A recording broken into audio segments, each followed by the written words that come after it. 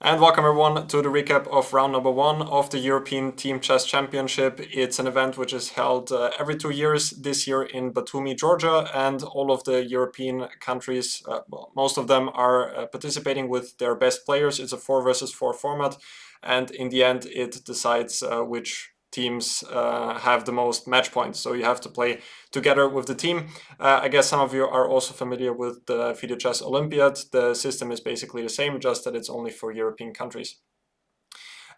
We have the following lineup. We have Kirill Alexienko here, who is playing for the first time for the Austrian national team since he switched federation a couple of years ago. Then we have Dominic Horvath on board number 2, which is actually the first time that he's playing so far in the front, since he has almost more rating than almost all of us by now.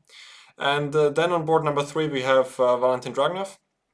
Board number 4 we have Markus Rugger, who has been a regular guest in the national team since, I don't know, probably 25 years or 20 years, 20 to 25 years. He's the only Austrian player apart from Kirill who was able to cross 2700, and yeah, definitely a legend in Austrian chess, but also internationally speaking. And on the last board, I am, and today I played against Saraci Korab from Kosovo. So now that we have talked about all of the different circumstances of the tournament, let's jump into the recap. One last thing which I want to mention is that the lighting in my room is pretty poor, and I have not managed to buy some artificial lighting myself yet. And also the audio quality, I hope it's acceptable for the World Cup. I'm looking to bring my own microphone. If you guys have any suggestions on what is the best to bring also while traveling, since at home I have this huge microphone, then let me know in the comment section down below. I've been searching already for some good deals, but yeah, would be appreciated if you guys would have some hints. But anyway, enough talking. Now let's get into the chess. So I was playing on board number 4. Kirill Alexienko was resting today, and therefore Dominic Horvath was playing on board number 1. Before spoilering anything, I would just yeah, go to the game, and then in the end we can also talk about how the match went overall. So my opponent is rated 2197, as you can see, and he's actually 1 year younger than me, if I check correctly. In general, we were, of course, the high favorites in this team. We had all grandmasters in the team, and they have 1 international master on board 1, and then 3, 1 FIDE master and 2 candidate masters. So today I went for the French, which yeah, is good advertisement, since I've released my French course just recently. Well, I haven't released it, but Chessamy has released it. If you guys are curious about it, check it out in the description down below. Actually, in this game, I also basically played only what I've learned and what I've analyzed from my French course together with Grandmaster GM Buhmann. My opponent played knight c3, and after d5, knight f3, which is the so-called 2-knight system against the French, which is not so popular, at least on the higher level. I was actually thinking about going for c5 in this position, because I will tell you a little secret about my preparation. I was mostly thinking about either e6 or going c5 on the first move. And after c5, his main repertoire by far is the Alapin, and he basically plays nothing else than that.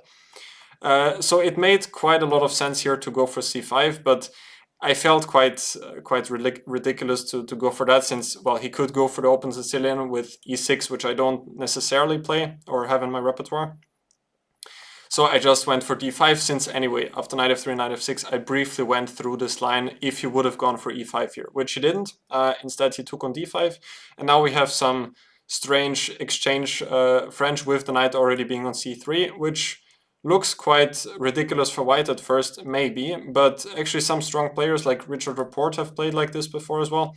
And white does have some pretty concrete ideas as well. And here I already thought for, as you can see, 7 minutes and played the move bishop d6, which is a decent move. I guess thinking for 7 minutes might be a little bit too long. I was just trying to recall all of the different finesses, since while analyzing or preparing the material for my French course with GM Buhmann, we were really trying to understand when do we put the bishop to e7 here and when to d6. And at least in the game, from what I could remember, that in a position where the knight is not on f3, so for example, if white would go for d4, now knight f6, this is the line which we give in our course, e takes d5, e takes d5. And now after bishop g5, there, at least I believe, we wanted to go for bishop e7. Since in those lines, white later on has the plan to go for f3 and then some g4 business where it is quite useful to have the bishop on e7.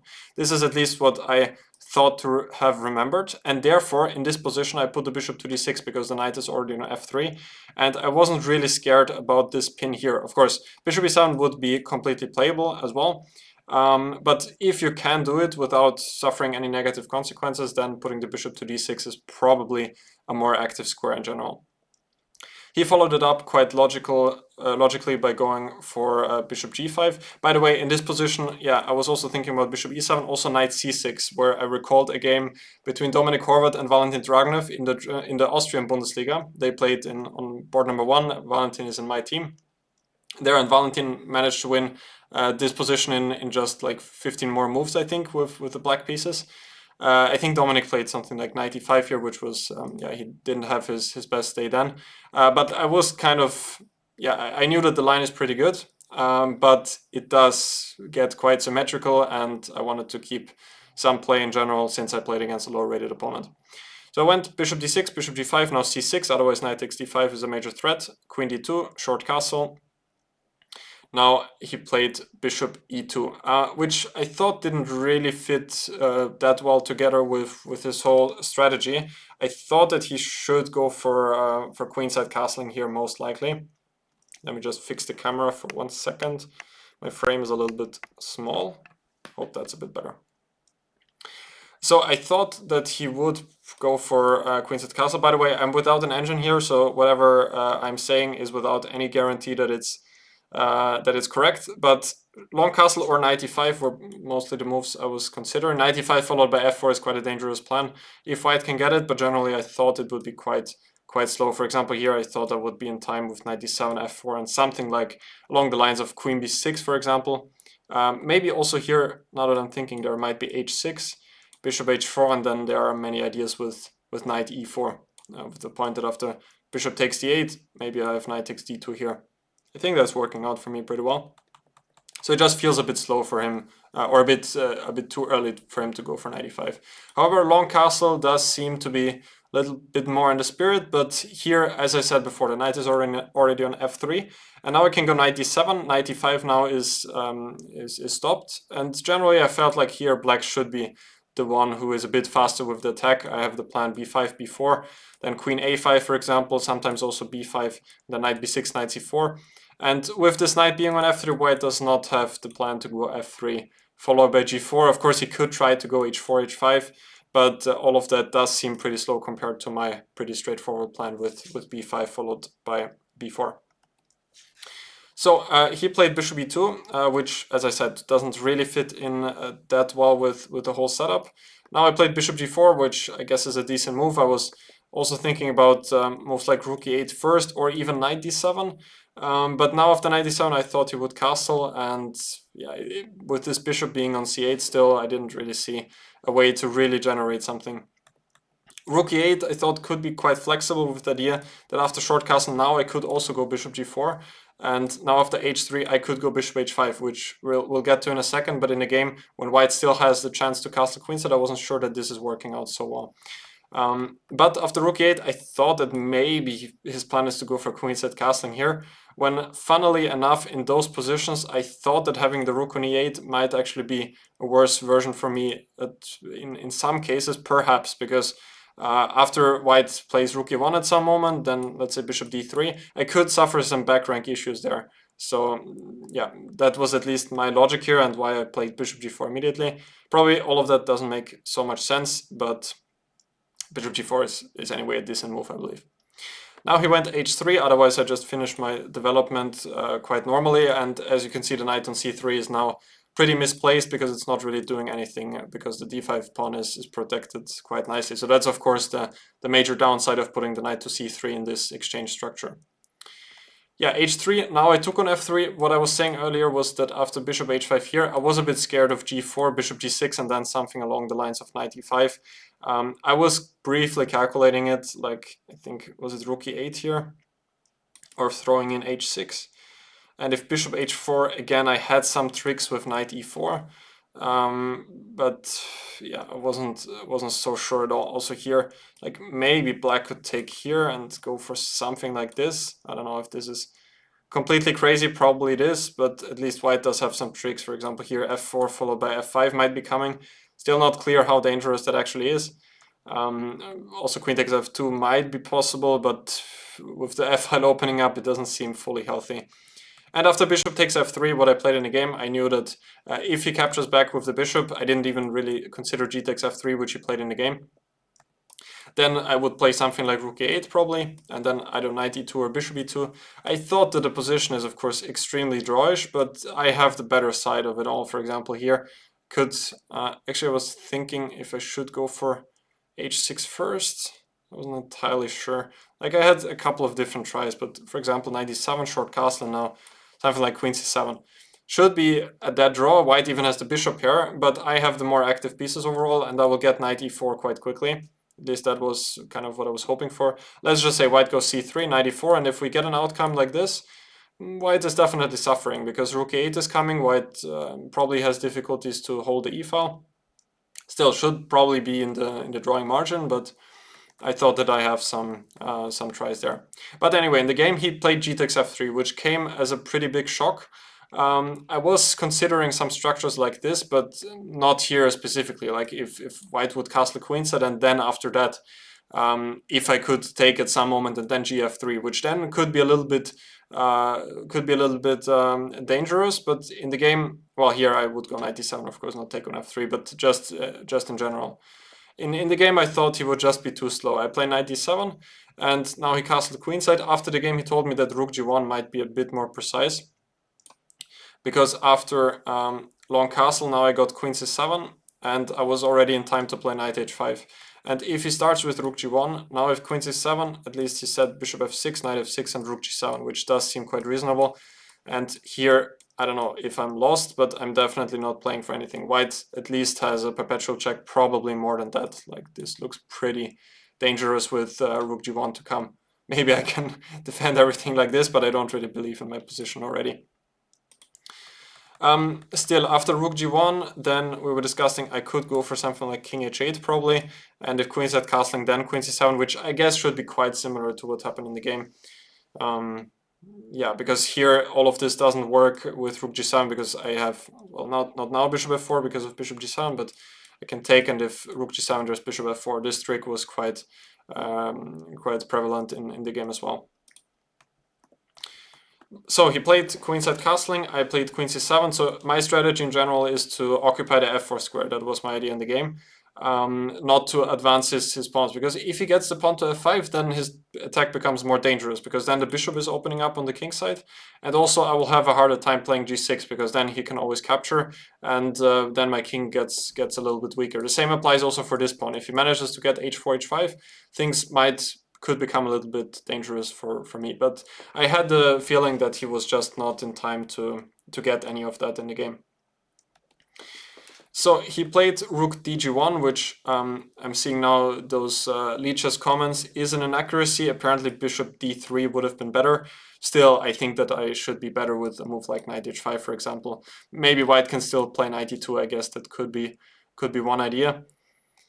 But yeah, similar to the game, I guess I will consolidate slowly, and might be a better version for white, but still it should be better. So he played rook dg1, now knight h5, knight d1, and here I spent way too much time. In general, I want to spend at least a maximum of 10 minutes per move. And bishop f4 is such a natural move, which I should have just played immediately. I will tell you what I got caught up with. The move f5, at first I wanted to play bishop f4 basically at tempo, not bishop b4, but then I saw the move f5, and I sort of got caught up in that, because my idea now is quite straightforward, that I can just trap the bishop with f4.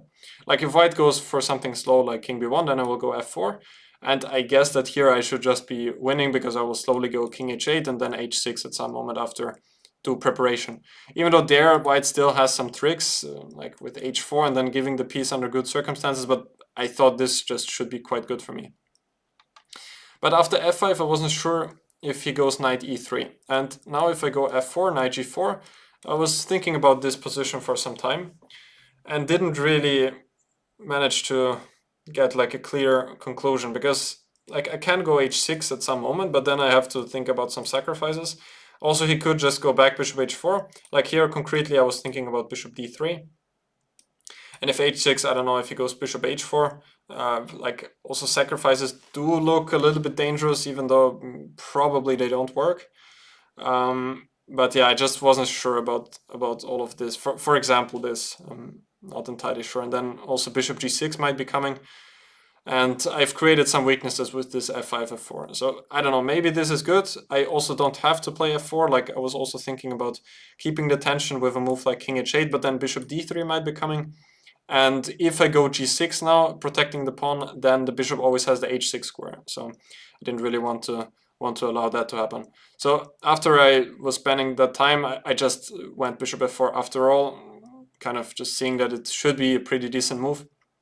Just trying to eliminate the bishop pair. And if he would take, then I don't know, maybe I would have even taken with the queen, because those endgames, I guess, should be also quite pleasant for me, with knight f6 to come.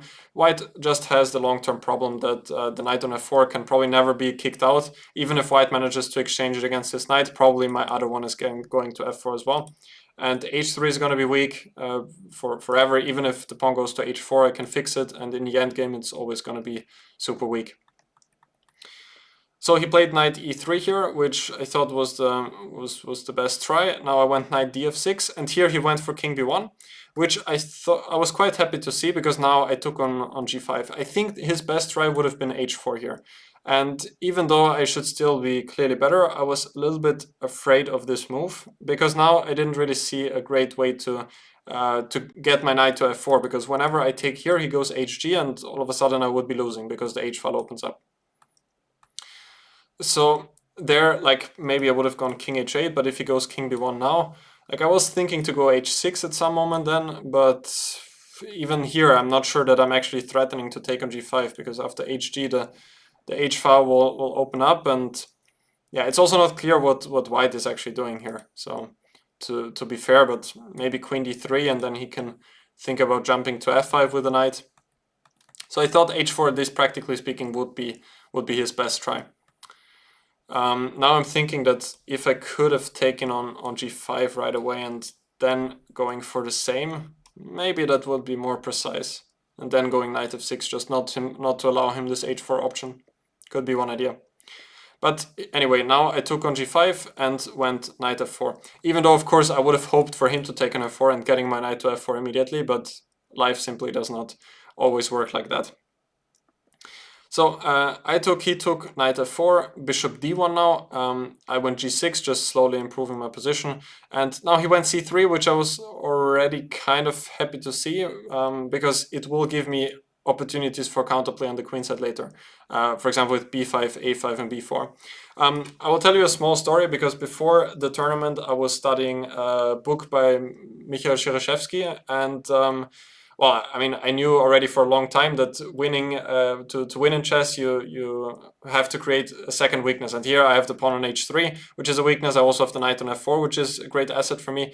But I was kind of thinking in those terms in the game, which also helped me, that I need to play on the queen side at some moment. Like b5, a5, b4 is going to be quite useful, because white pieces on the king side are quite occupied, first of all, trying to attack me, which is probably not going to work. And secondly, trying to defend mostly the h3 pawn and trying to keep all of this coordination. So c3 already gave me this hook with b5, a5, and b4, which I could try to use later on. But in a couple of more moves, he even gave me another hook, which I was even more happy to see. So I went knight 6 to h5, just completely installing the knight on f4 now, protecting it. Bishop c2, king h8, just stepping out of the g file. h4, otherwise the pawn often could be hanging.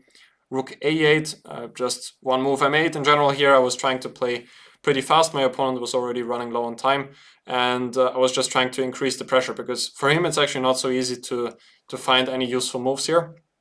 And already here with the move a4, the computer says that it's probably one of the best moves, but I wasn't so sure about it because now his king is kind of opening up. I think that a move like a3 would have been a wiser choice for him, because now I would still need to prove how to actually improve my position.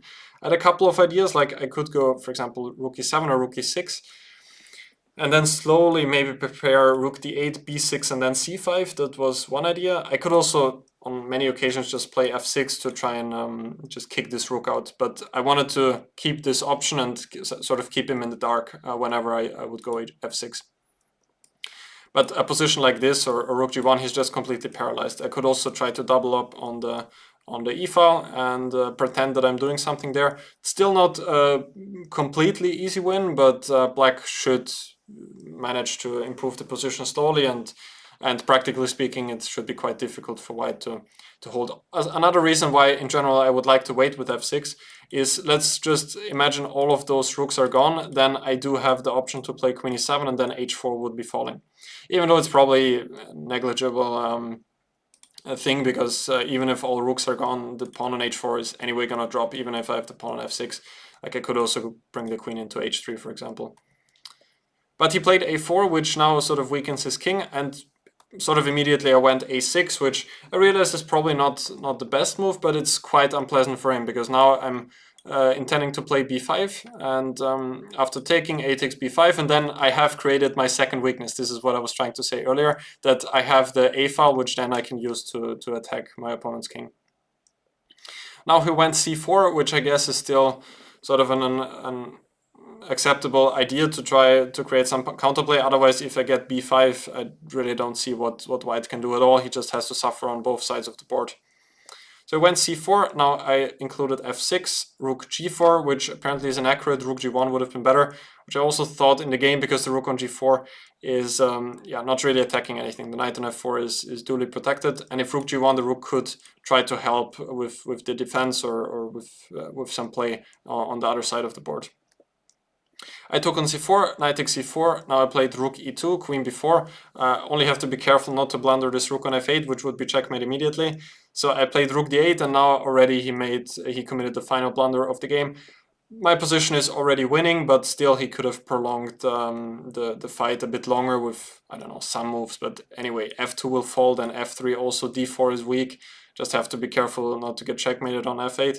So it should be a win, but here he blundered with rook e1.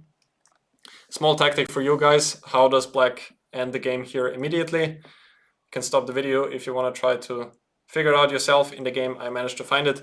It is the move knight d5, and my opponent here resigned immediately, because there's no way for him to keep those pieces connected, since if the queen moves, then the rook on e1 falls, and if he takes here, then I will grab the queen on b4.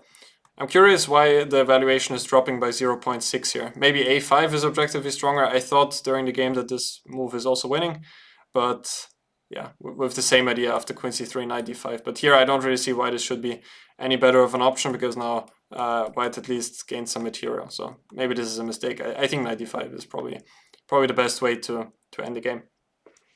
So that was it. Now I'm already seeing the complete match is over. The only draw which was played was on board number 1 between Dominic Horvat and Saraci Nderim, which is actually the brother of my opponent. Saraci Nderim is by far the strongest player in Kosovo, and he's actually a very serious opponent. He's an international master with around 24, 50, 60, something like that. And Dominic was actually in a lot of trouble in that game with the white pieces. So I guess it's pretty decent outcome for us. Before the round I was already actually hoping for a 3.5 result. I think it's quite a decent outcome. I went around the playing hall a little bit, and there were many favorites crumbling already. Like I watched some games of Germany, for example, who are, in my opinion, also the favorites, not just by rating, but all of their players have had great results recently. And they are on the verge of losing the match. Maybe they have lost it by now already. So it's a super tough tournament, and I think starting it off with 3.5 is quite decent. The other results include that Dragnev won with black on board number 2, and Marcus won with the white pieces on board number 3. I thought that he played quite a nice game and finished was the first to finish. So anyway, next round is tomorrow at 3 p.m. local time. That's 1 p.m. Central European time, and whatever other time wherever you're based in the world. But anyway, it's 3 p.m. local time, which is Georgia Batumi, in case you want to watch. I'll put everything in the description down below. Once again, check out my French course, which I was solely relying on for this game, and it turned out pretty well. In general, quite happy with the work we did for that course. But that was it for today. I will get some dinner. We will have the team meeting soon. Probably tomorrow we will play against a stronger opponent than us. At least that would be my guess. So it's gonna be a tough day. I don't know if I'm gonna play tomorrow. I guess we'll find that out in the team meeting. But yeah, we'll see. So thank you guys for watching, and I'm gonna see you guys tomorrow. Even if I'm not playing, I'm still gonna make a recap. So thank you guys, and see you soon.